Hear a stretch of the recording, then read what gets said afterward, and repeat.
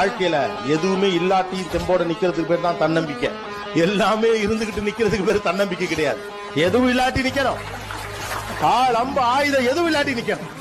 தனிச்சு நிக்கணும். பயப்படாம நிக்கணும். அதுதான் நம்பிக்கை.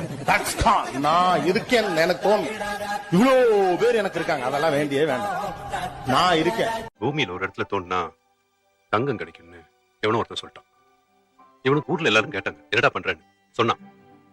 ஓன்னு சிரிச்சாங்க, கேலி பண்ணாங்க. ஆனா இவன் நம்பிக்கை விடல. ஒரு அடி 2 அடி ஆச்சு, 2 அடி 4 அடி ஆச்சு. இவனும் தோன்றதை விடல, ஊர்ல இருக்கிறவங்க கிண்டல் பண்றதையும் நிறுத்த. ஒரு அடி 8 அடி தோண்டிட்டான். வெறும் மண்ணு தான் வந்துச்சு, தங்கம் எதுவும் வரல. வெறுப்புல கடப்பாரியை தூக்கி போட்டு போயிட்டான். ரொம்ப நாள் கழிச்சு அந்த பக்கமா இன்னொருத்தன் வந்தான். என்னடா இது இவ்வளவு பெரிய குழி தோண்டி இருக்குன்னு கேட்டான். ஊர் ஜனங்க சொன்னாங்க. இவன் மறுபடியும் தோண்ட ஆரம்பிச்சான்.